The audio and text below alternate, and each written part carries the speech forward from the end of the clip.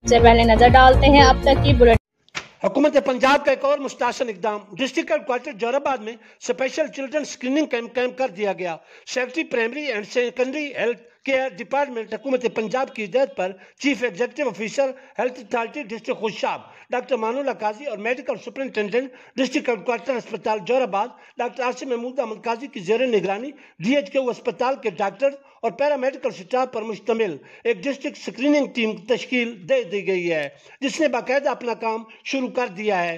यह टीम जिला भर के तमाम स्पेशल बच्चों की मुकम्मल स्क्रीनिंग करेगी ताकि तमाम बच्चों को सेहत के हवाले से मतलूबा सहूलियात फराम की जा सकें। डिस्ट्रिक्ट स्क्रीनिंग टीम में बच्चों का specialist, ENT specialist, dental surgeon, speech therapist, audiologist, psychologist और फिजियोथेरापिस्ट शामिल हैं।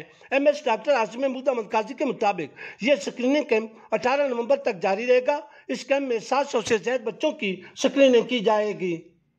खाला, अब 10 रुपए में सबसे ज्यादा पाउडर जो बनाए झाग ज्यादा और निकाले दाग ज्यादा।